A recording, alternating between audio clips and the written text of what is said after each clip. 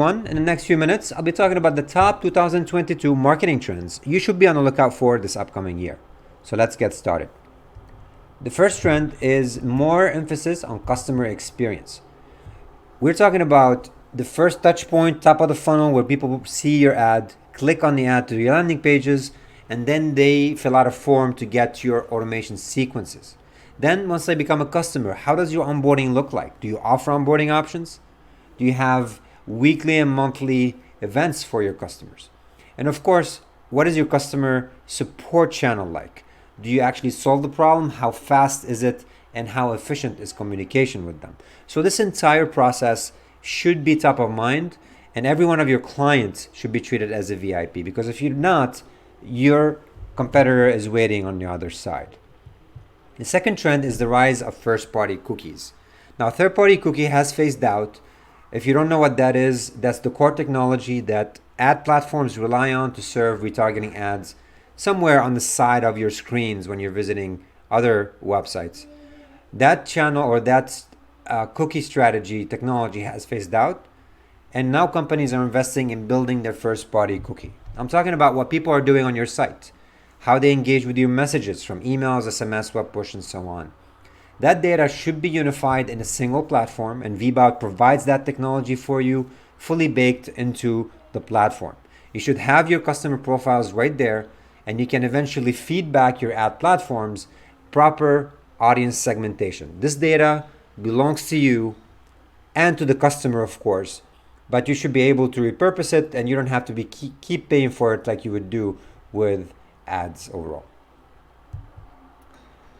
In terms of branding, there are some trends. I packed them in one slide thanks to Envato here. The first trend is minimalistic designs. Obviously, you can see them right here. Very simple colors, very minimal graphic, simple typography, and less work for your designer. Less cognitive load on the end consumer. So overall, minimalistic designs are going to be a trend this upcoming year. Quirky designs. This is a credit card company in Australia, as you can see right there. Unlike the corporate structure with this rigid design of a website, they actually went that route, which is fun, poppy colors and so on. Flat illustrations with distorted graphics and such. This is not a new trend, but it's gaining more popularity with more and more open source and out-of-the-box elements for designers. Bauhaus with geometrical shapes and illustrations like you see here are also gaining traction. Bringing back retro and gradient designs. Obviously, typography is inherent. The right font for your target audience is really, really important. And finally, brands are doing or building immersive experiences where you can be part of their next product or their upcoming event. Everything we do here should be mobile first, designed for your biggest segment, which is usually consuming your content on mobile.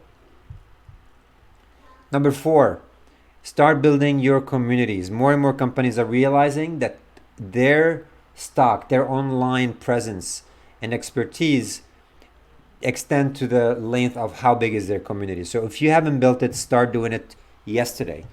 Your community is the best channel for you to get feedback, to syndicate product releases, and to simply build relationships.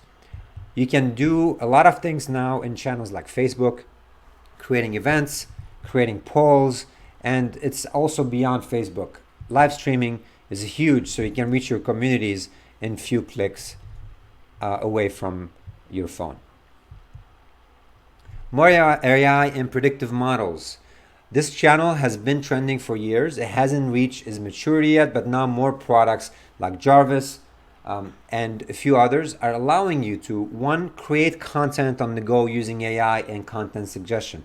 2, you can predict the likeliness of your email getting better open rates, your SMS messages being clicked, and your sentiment overall. So these are more predictions you'll see popping out in products out there. So be on the lookout, and in VBOUT we have built-in models in the works. Number 6, product-led marketing through integrations and partnership. This channel is definitely one of those channels that requires some technology investment, but overall it pays off because your partners and third-party traffic from, let's say, Shopify or others. They get you a lot of visibility to your integration and eventually to your product. So a lot of companies are investing in this channel as means of marketing, but also to provide value for their existing client base by creating those integrations. Number 7, different ways to measuring your emails. You've heard about the new Apple update changing the way people measure email engagement. It used to be open rates. Now it's shifting to become click-through rates and conversions. So when people are getting those emails on their Apple devices, now Apple is going to tell them, I want to, protect myself from mail activity, which is the pixel that clocks the read receipt. And that's going to be obsolete pretty much because they're going to open every email. We talk about this in depth in a previous session. If you've missed out on it, I highly encourage you to look upcoming mail privacy protection by Apple. And in terms of conversions, when people go to your site and make a purchase. Now in VBOUT, we're probably going to be introducing new open rate that's more realistic. So we'll be building some machine learning processes in order for us to determine what is the most or close enough accurate open rate for your existing campaigns.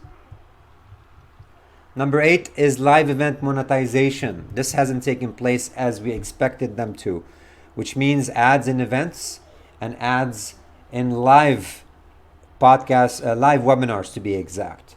Okay, you've seen ads on videos, nothing new, pre-roll, mid-roll, banner, video, but now and soon enough it's going to be baked into your products.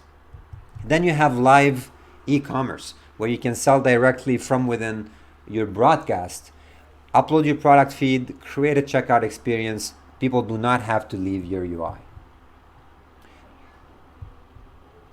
Last but not least, anonymity across the board. So now you should be able to provide and be compliant with as many channels as you want. Those consents on the bottom of forms, that cookie that pops up when you're visiting the site, and even providing visibility of how you share data, how you treat data. This is in the forefront of everything, and a lot of more companies are now offering consumers anonymous way of opting into offers and things. So be on the lookout for this, whether it's blockchain technologies or whether it is some container technology coming up like open web and others. You should be focusing on anonymity and privacy for your user base. So this is it, guys. More emphasis on customer experience, rise of first-party cookie, more branding trends, building engaged communities, more AI and predictive modeling, product-led marketing with partnerships and integrations, click-through rates to take over open rates in email marketing, and live event monetization. Finally, anonymity and privacy across the board. Hopefully you found this helpful, and I wish you the best success in 2022.